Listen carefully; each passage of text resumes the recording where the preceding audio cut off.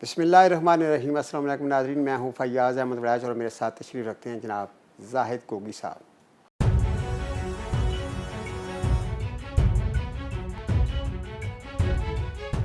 जी कोगी साहब, एक बड़ी अच्छी खबर है हमारे पास कि मिफ्ता इस्माइल जो पाकिस्तान के वज़ीर ख़ज़ाना है और जो आजकल मुश्किल तरीन हालात में इस मुल्क को मुआशी डिफ़ाल्ट से बचाने की भरपूर काविशें कर रहे हैं, उन्होंने ये बात तस्लीम कर ली। और अब आपको भी यकीन आ जाना चाहिए कि इमरान खान के दौरे हुकूमत में रशिया के साथ पेट्रोल ख़रीदने के हवाले से बड़ी बाकायदा बातचीत का अमल जारी था। हजूर मैं माफ़ी चाहता हूँ कता कलामी की। ये तो बात पहले दिन से इनको मान लेनी चाहिए थी। ये वो बात है कि वो 100 प्याज भी हम खाते हैं, 100 जूते भी फिर खाते हैं। मिफ्ता इस्माइल साहब, बल्कि मुफ्ता इस्माइल साहब को ये चाहिए था कि ये उन्होंने अभी वैसे सच नहीं बोला, ये सच गुलगवाया गया है उनसे। अमेरिकन टीवी को उन्होंने, आपको पता है, इंटरव्यू में ये कहा, जब एंकर ने उनसे पूछा जी कि आप बताइए आपने सस्ता तेल रशिया से क्यों नहीं खरीद रहे, उन्होंने कहा हाँ जी, पिछली दौर में पिछली हुकूमत ने उनके साथ ख़त किताबत की थी और बातचीत चल गई थी, लेकिन हम अब देखेंगे कि क्या पाबंदियाँ तो नहीं, अगर पाबंदियाँ ना हुई तो तेल खरीद लेंगे। जिस पर अमेरिकन जो टीवी के जो एंकर थी उसने मिफ्ता साहब की ऐसी तैसी कर दी। मिफ्ता साहब ने तो जलील करवाया वहाँ पे हमें। वो कहने लगी कि जनाब इंडिया ले रहा है, श्रीलंका उनसे तेल ले रहा है, आप पे कौन सी पाबंदी है। तो होना तो ये चाहिए था ना कि वो इनसे कह देती कि आप तो सिर्फ खौफ से नहीं ले रहे, पाबंदी आप पे कोई नहीं है। तो मिफ्ता इस्माइल साहब लाजवाब हो गए वहाँ पे और वो कहने लगे नहीं, इस पर हम देख रहे हैं, ये कर रहे हैं, वो कर रहे हैं। तो भाई पहले क्या जरूरत थी आपको झूठ बोलने की, कौम को गुमराह करने की क्या जरूरत थी। यही तो हम कहते हैं कि एक दूसरे पे ब्लेम गेम ना किया करें, अपनी गलतियां माने। और ये माने कि कप्तान ने अपने दौर में रूस से सस्ता तेल खरीदने का एक मुआहदा उस पर काम जारी कर दिया था, वो होने ही वाला था, आपने अदम एतमाद पेश कर दिया। उसके बाद आपने मानना ही नहीं चाहा, वो बेर मजबूरन हमाद अजहर साहब को वो लेटर जारी करना पड़ा, जिसपे आपने फिर भी आपने कहा ये झूठ है, लेटर ये सारा झूठ है। वो खुदा के लिए कितना का आप झूठ बोलोगे, कैसे, कब तक आप कौन को गुमराह करते रहोगे। आप जानते हैं कि ये मुआहदा करने के लिए रशिया के साथ आपको बड़ी जुर्रत की ज़रूरत है, बड़ी एक होता है कौमी गैरत की। ज़ाहिर है कि दूसरी तरफ बड़ा एक फरीक है, बड़ा मुल्क बैठा हुआ जिसका रोब है, दबदबा है, और वो अगर आपको मना कर रहा है कि ये आपने काम नहीं करना, तो फिर इतना आसान तो नहीं है रशिया के साथ मुआहदा करना। ये भी बात नहीं है। मुझे बताएं, श्रीलंका हमसे बड़ा मुल्क है, बताइए मुझे। श्रीलंका छोटा सा मुल्क डिफॉल्ट भी कर गया, वो उसे तेल ले रहा है, आपको कोई प्रॉब्लम है। ओ भाई, आप अपने ताकत पैदा करें। यही तो बात है कि हम लोग वही बात है ना जो वो इमरान खान कहता है हम भिखारी हैं। खुद आप मानते हैं कि आप भिखारी, कैसे beggars can not be chooser. तो आप जब खुद मान देते हैं कि हम भिखारी हैं, तो फिर आप में ताकत कहां से होगी, कहां से अखलाक की जरूरत आएगी। करप्शन के इल्जाम आप पर हैं, आपने कहां नहीं करप्शन की, या ना आज तक आप अदालतों में पेश हो रहे हैं, आप पे फर्द जुर्म भी लगने जा रही है। ऐसे बंदों में इखलाक की जरूरत नहीं होती भाई।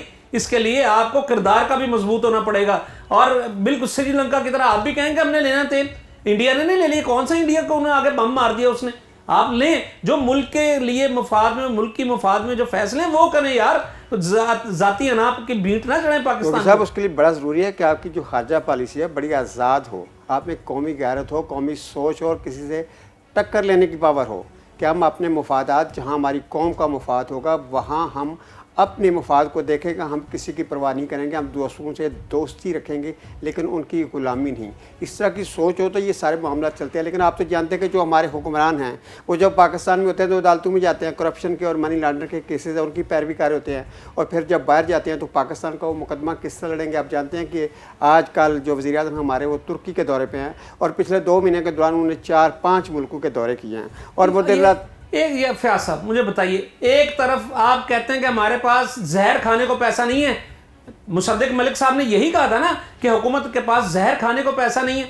और यार इतने बड़े आपने इश्तिहारात दे दिए मीडिया में, आप देखो तो उसे अखबारात को, आपने अभी तुर्की के दौरे पे जाना था, इतने बड़े इश्तिहारात फ्रंट पेज पे, आधा सफ़ा टीवी पे चल रहे हैं, अरबों करोड़ों रुपया तो आपने वहां लगा दिया। आप कहते हैं जहर खाने के पैसे नहीं, और इसमें तो इतना जहर आ जाएगा कि आप पूरी दुनिया को जहर खिला दें, मार दें। आप क्या बात कर रहे हैं। और आप मुझे बताइए, अभी तो तुर्की जाना था ना, तुर्की का दौरा करना था, तो इतने इश्तिहारात देने की क्या जरूरत थी। ये पैसे बचा के सब्सिडी दे देते भाई, पेट्रोल थोड़ा सा सस्ता कर देते, मगर उधर नहीं आना, क्योंकि ये था, ये आपकी प्रोजेक्शन है, ये आपकी प्रोजेक्शन है, ये करनी है, कौम भाड़ में जाए। यही हम कह रहे हैं कि इमरान खान ने आके इस पर, इसी पर तो पाबंदी लगाई थी कि आप इस तरह ना करें, सेल्फ प्रोजेक्शन बंद कर दें, लेकिन आपने आके वही शुरू कर दिया। आप इसको ये भी कह सकते हैं कि ये एक आप रिश्वत दे रहे हैं, क्या आप ये रिश्वत का एक तरीका नहीं है? ये बिल्कुल रिश्वत का तरीका है। आप वो जहर खाने वाली बातें जो कहते हैं कि जहर के पैसे नहीं है, आपने बताए ये जो यूटिलिटी स्टोर पे आपने एक महंगाई का एक तूफान आ गया है, 200 से लेकर 250 रुपए तक वहां पे चीजें महंगी हो गई हैं, माफ कीजिएगा। कुकिंग ऑयल और घी 600 से ऊपर क्रॉस कर गया है। कहां से आपकी कौन सी गुड गवर्नेंस है आपकी? आप इमरान खान को कहते थे कि गुड गवर्नेंस उसकी नहीं है, बैड गवर्नेंस ये है, फला है। ओ भाई आपने क्या किया?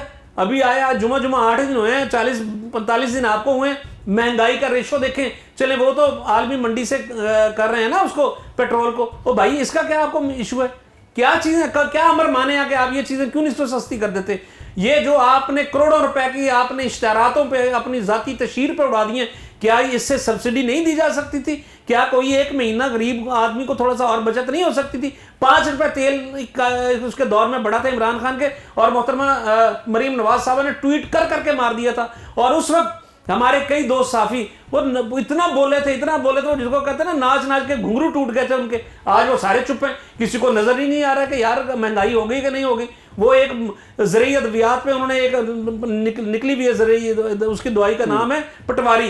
वो मेरा ख्याल ये कीड़ा मारने के लिए तो नहीं थी पटवारी के जी, जिसको वो ना आए नजर महंगाई का। खुदा के लिए आंखें खोल लें अपनी यार, सच तो बोलें, छोड़ दें यार, होती रहेगी हुकूमत भी होती रहेगी। सच बोलने को अपना असल लाइन बनाएं भाई, कौम चलाएं, मुल्क चलाएं, कौम को थोड़ा सा रिलीफ दें आप। योगी साहब आप जानते हैं कि महंगाई का तो अपना मसला है, और ये सारा बोझ आप जानते हैं कि आवाम पर ही डाला जाता है। कोई भी लीडर कैसे कहते हैं कि हमारे दिल को तकलीफ़ हो रही है और हमें परेशानी है, लेकिन असल बोझ तो आवाम पर ही पड़ता है। और वही बेचारे सह रहे हैं पिछले 70 साल से आप देख रहे हैं कि आवाम पाकिस्तान में यही हाल है।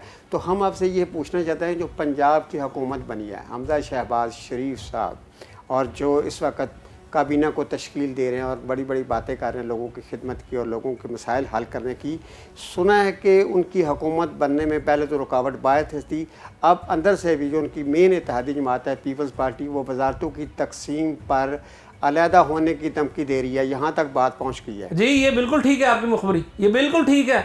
मैंने तो पहले ही हम कहा था कि ये जूतियों में दाल बटेगी। ये हंडिया जो है ना बीच चौराहे में फूटती है, आपको पता है, ये सांझ की हंडिया, ये ऐसा ही है काम। आपने उनसे वादा पहले तो कर लिया, अपनी हुकूमत बनाने के लिए आपने पीपल्स पार्टी से वादा कर लिया कि हमको आपको ये भी देंगे, सीनियर वजीर बनाएगा, यही तो मसला है।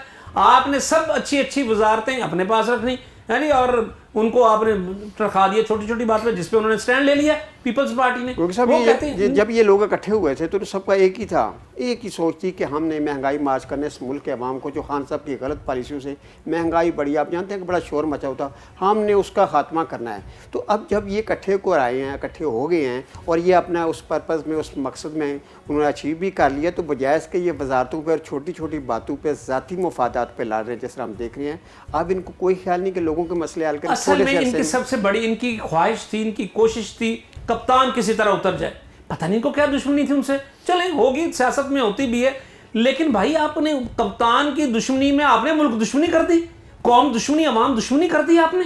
अब भुगते, अब दें सीनियर वजारत उनको दें जिसपे फटा पड़ गया, और आपने तजारत भी अपने पास रख लिया, आपने सेहत भी अपने पास रख लिया, सारे तो आपने अनाउंस कर दिए। पीपल्स पार्टी को आपने क्या दिया?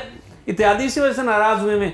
अब इन्होंने, आप जब उनकी तरफ से देखा है कि पीपल्स पार्टी ने तो वो तेवर बदलना शुरू कर दिए, तो अब उन्होंने कहा जिस पे बैठ के बात कर लेते हैं, कोई लड़ने झगड़ने वाली बात नहीं है, कर लेते हैं। जरदारी साहब जीरक सियासतदान हैं, वो आपको पता है वो क्या आपका क्या ख्याल है कि ये जो पंजाब में फड्डा चल रहा है, जो उनको वजारतों का पहले उनसे वादा करके अब नहीं दी जा रही, जरदारी साहब इसको हजम कर लेंगे? कभी भी नहीं। आप देखें तो सही, मैं तो आपको कहता हूँ ना, जरदारी साहब ने एक निजी महफिल में ये कहा था, लोग कहते हैं, मैं नहीं कहता, उनके दोस्त कहते हैं कि उन्होंने कहा था कि जीटी रोड से भी मैंने इसको उतार दिया नून लीग को।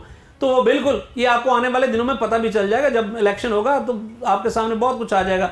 और ये भी मैं आपको बताऊं, पीपल्स पार्टी इस वक्त बड़ी लाइमलाइट में होगी, तहरीक इंसाफ और पीपल्स पार्टी में मुकाबला होगा, अगला ये देख लीजिएगा आप। अच्छा गोगी साहब, एक और बड़ी अहम खबर चल रही है आजकल मीडिया में और सारी जगहों पर डिस्कस भी हो रही है कि जो इस वक्त जो हुकूमत है हमारी फेडरल गवर्नमेंट, वो पूरी कोशिश ये कर रही है कि इमरान खान को किसी तरह गिरफ्तार किया जाए।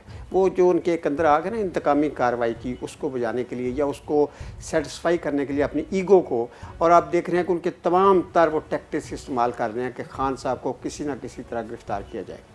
देखिए फयाज साहब, सीधी सी बात है, अगर आपने गिरफ्तार करना है तो किस चीज़ ने आपको रोका है? जाएं कर लें, इतनी हिम्मत है तो लाएं ना हिम्मत। आप में तो हिम्मत ये नहीं कि आप तो रूस से तेल ले लें, तो कप्तान को गिरफ्तार करने का, वो तो तब इंडिया तो दूर, वो अमेरिका तो दूर बैठे ना, ये अवाम तो आपके पास है, आपको बता देगी कि क्या किस भाव बिकती है, आप गिरफ्तार करके तो देखें। फिर एक बात आप मुझे बताइए फयाज साहब, कि क्या ये सिर्फ इमरान को गिरफ्तार ही करना है, कौम का कुछ नहीं सोचना? फिर हम ये कहेंगे ना कि आप सिर्फ इंतकाम लेने के लिए आए हैं, अवाम जाए भाड़ में, अवाम जो मर्जी हो जाए, वो मर जाए, गरीब आदमी मर जाए, उसके मामला टैक्स पे टैक्स लग जाए, उसको गुर्बत की चक्की में पिस जाए, इससे निकालने के लिए आपके पास कोई प्लान नहीं है। आपके पास सिर्फ प्लान है तो इंतकाम है।